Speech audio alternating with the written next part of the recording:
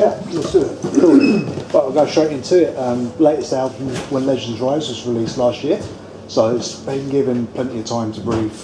Since I think it was April last year it was released, yes. right? Yeah. So now that it's had a little while to breathe, how do you think it's set in with fans and critics alike?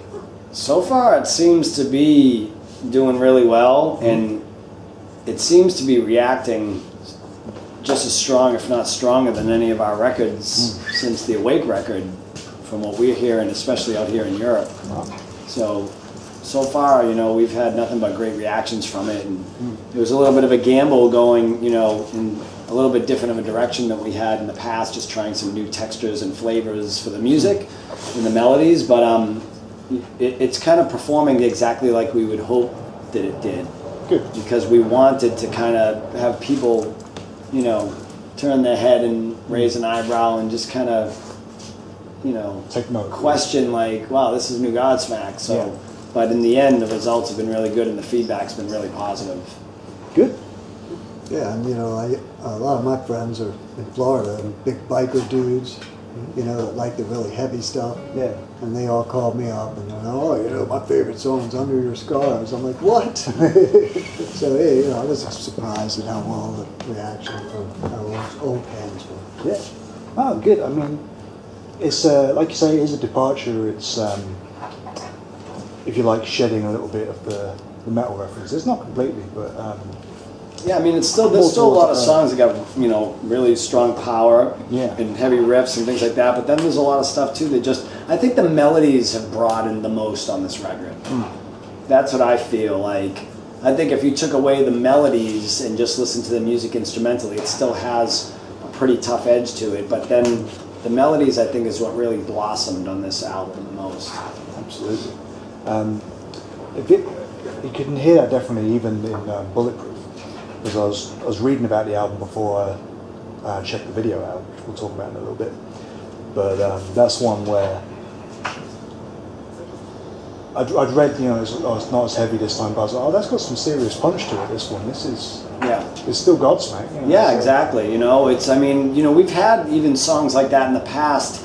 I just don't think they were quite as identified back then because there was other songs kind of steering the car at that time. Like on the first record there was like Whatever, there was kind of a big up-tempo punchy song, but songs like Keep Away were more of that rock and roll melodic kind of vibe, and I think Bulletproof is just revisiting that and just taking it to a, you know, another level up. Absolutely. One thing I like about one of several things I like about the album is the artwork, which is very basic, but, well, I don't know how to say basic as an insult, but stripped down. Clean.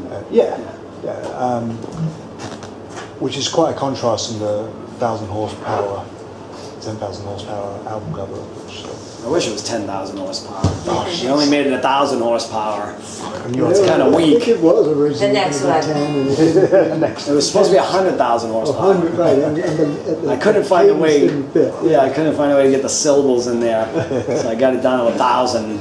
And then I went to see the top fuel car races, and they were 10,000 horsepower. And I'm like, shit, now we look weak. Oh, Johnny's guitar tabs too. Cool. But was the decision to go with more stripped down artwork? Sorry? The decision to go with a more stripped down artwork, was that more Leo, to come relate with back. the music It was itself just a after joke. being, like I say, I don't like to accuse it of being light or anything, but compared to the previous album. You know, it was one of those things like, listen, from the first record up until Horsepower, you know, we just kind of felt like we were in this certain pocket, in this certain groove, certain kind of format and structure that we enjoyed writing in, and we still do. But on this record, you know, it was our 7th album, and we wanted to do something a little bit different. We wanted to kind of step out of our comfort zone a little bit. And sometimes when you're uncomfortable, you create magic, you know. And so to me, that's what happened, is like just dive into some different elements and approaches that we would have never used in the past or thought to attempt in the past, and open that up and try to go down that rabbit hole a little further. So, you know, it was conscious in the way that we knew we wanted to write something unique and different, but we didn't know what it sounded like at the time. We just had thoughts of like, hey, let's try to expand this and think outside the box. And the band was off writing, doing some stuff on their own. I was off writing, doing some stuff on my own. And then I chose to go and work with a few other people to just open that up a little bit and see, you know, what their perception of Godsmack was or where we could go, and present some music to me, which got me thinking even more outside the box, melody-wise and stuff like that. So it was just kind of a combination of just experimenting and exploring. You know? Cool. And we all turned 50, you know, and consciously wanted to mature our sound. And, you know, every record we worked with different producers, except for like 1,000 Horsepower and the Oracle, we used the same guy, Dave Portman, but that's rare since the first two. And then Sully found Eric Ron, who helped write Bulletproof, and when he played that for us, we were like, wow, this is great. Right away. Speaking of which, like I mentioned, you did the video for Bulletproof as well, which is a lot of fun to watch. I can imagine it was great to make as well. Yeah, it's so fun. How did you get guys like Sebastian Bach and Billy Ray Cyrus to come down for it?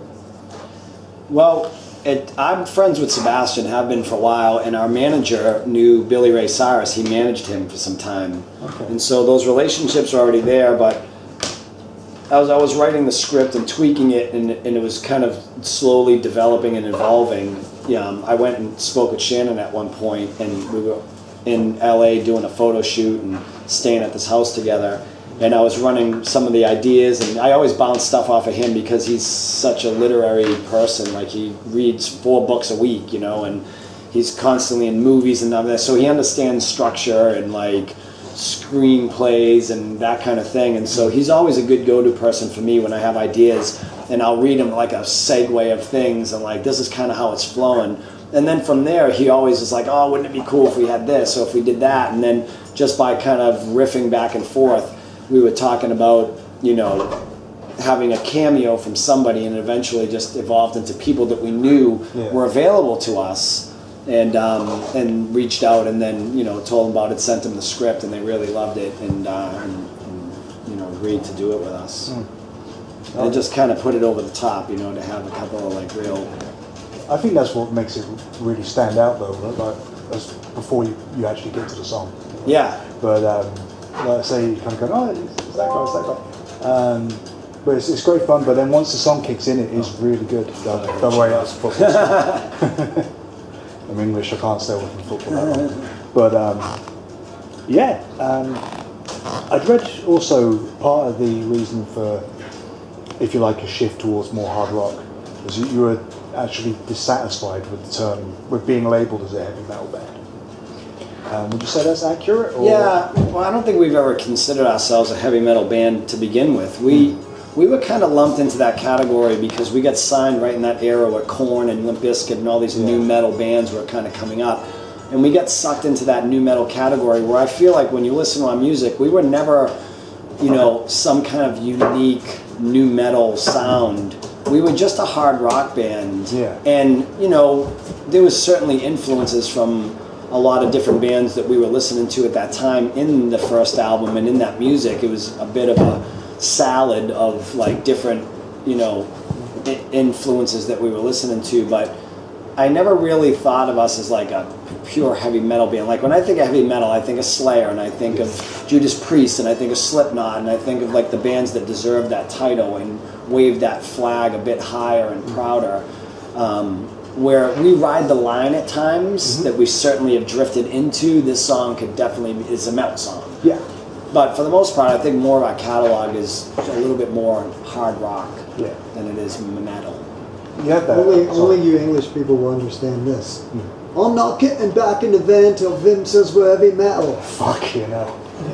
It's more futuristic than that, isn't it? We're not metal. Heavy metal, heavy metal. God bless you, big man. Bad news. Yeah. Oh man. One thing I wanted to ask, since I'm talking to both of you, is that with you both being drummers, and obviously you bring your drums out on stage as well, which I had no idea until I saw you at Grasstop a few years ago. And so when you're working together on a song, are you ever getting in Shannon's ear about the drums, or do you have more of an understanding how to fit the vocals around the beat because of being a drummer? I personally think we play off each other really well because we never really let egos get in the way when we write, and we know and respect each other as good drummers, and so I think we trust each other when it comes to knowing that one way or the other the best drum part will come out of it. And for me, I since the day Shannon joined the band, I've always wanted to show him that respect by not writing the drum parts to the T. For sure, there's been times where I've had specific thoughts and ideas, and I'll share them with him. But that's really all I try to do is share the thoughts, because if I have an idea for a song, for instance, and I'm writing it out, of course, being a drummer, I already kind of have a pulse in my head, like some kind of a rhythm, the foundation of what I think the beat is. But if anything, I'll do my best to try to just lay the skeleton out for him, and then let him make it his own. Yeah. And at least just put him in the direction that I'm thinking, so we're on the same page, and then from there let him sculpt and create it. And then there's plenty of times where I'll just riff and he's already on it and knows exactly like what the beat should be, because our styles are so similar. We have similar We knew each style. other for 15 years before I even joined the band, and met as drummers. Sully wasn't a singer when I met him. Okay. I saw him play drums, and we hit it off. And every time I'd come to Boston, he'd come out and fucking take me to go do my laundry. I mean, we were friends like that, whatever. Cool. And so usually what I play is what he would play anyway. That's why I... And not. Sometimes Shannon would zig where I would zag, and I would go, oh, fuck, that's brilliant. Like, I would have never thought of that. I would have never thought to put that kind of off-time tom beat or something that he's, was able to, like, when he first joined the band, I think one of the first pieces we put together was Straight Outta Line, and he completely came up with that whole drum part, and I would have never approached it that way. I might have went after a tribal kind of thing, but I don't think I would have applied it the way he did. And so there's always that thing too, that we think similar enough that we know we'll always be kind of in the family of where we need to be drum wise, but there's just little nuances that he would do that I wouldn't have thought of, or vice versa. And so I think that's what helps it stay unique and creative for us, and fun to play no matter who's writing the part.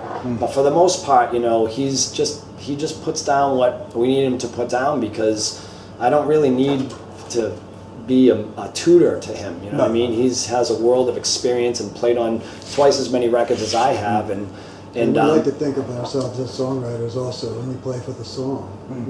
It's not about, like, back when I was 19, 20 making my first records, I really wanted to show off that I was a badass drummer, and then over the years and learning about songs, and it became playing for the song. One song in particular I want to speak to you about is getting on a little bit now, I guess you'd say, which is Touche. I first heard that watching WrestleMania, like a lot of other people, and I had to go out and buy the record.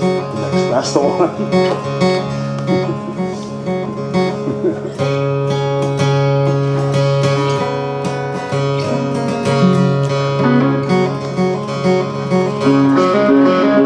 We were just talking about that record Kevin's earlier. going to come running back up now and go, they finished it.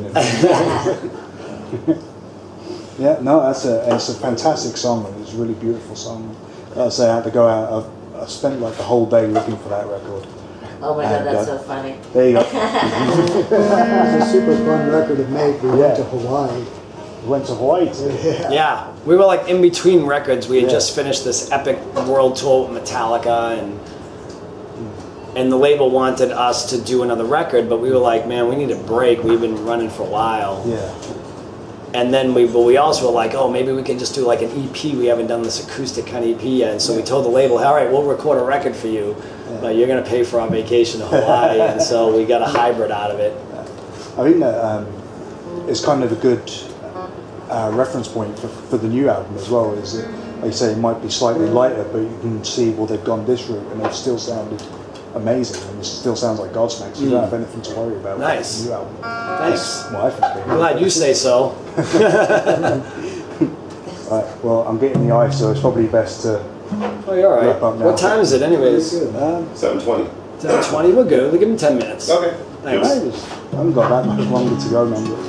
But the only other thing I really wanted to ask about was specifically to you, Shannon, which is now that Ugly Kid Joe is back, how are you finding the time to balance to It's major a simple bands? answer, I'm not. You know, when Ugly Kid Joe got back together for 17 years, Right. we happened to be on break. And so I went and did Stairway to Hell with them. Okay. Went to Brazil and toured a little bit with them. And then smack, the big machine fired back up, and we came around to do the next record they did. I only could do a couple songs because okay. we were, I had to fly down to New Orleans and meet the guys and learn the songs and play, and I only had a couple days. And so, and at that point they already found Zach, who's a great drummer and a great dude. And we were both in the studio when that record was being made, the last Ugly record. And so now he's their guy, and goes on tour. I mean, I'm still dear friends with them all. And Dave Portman particularly, who's also a fantastic producer that we've used. But as far as, the future, we are a full-time band. Well, absolutely, yeah. He does solo work, him and I do the Apocalypse Blues stuff, and that's even adding taking away from our time at home with our families and dogs and fish and stuff, but we do that for the simple love. And I attribute that to our longevity too, to play different genres of music with different musicians, and then, because we've had this thing where ever since I've joined, our records come about 4 years apart. And we write for a year and record, and then we tour for a couple of years, and sometimes we get to take a year apart from each other. And that's a luxury most bands can't afford. But in truth, I think that not only does it give us that option of experimenting with different styles and genres and musicians, but also when we get back together, I was just telling Sully yesterday, when I come back to that drum set, it's like coming home, And so it makes me really appreciate, I hope it makes us all really appreciate, what we really have in this band. Well, thank you ever so much for taking the time to speak to me. I really do appreciate it. Thanks, man. All the best. Appreciate you, man.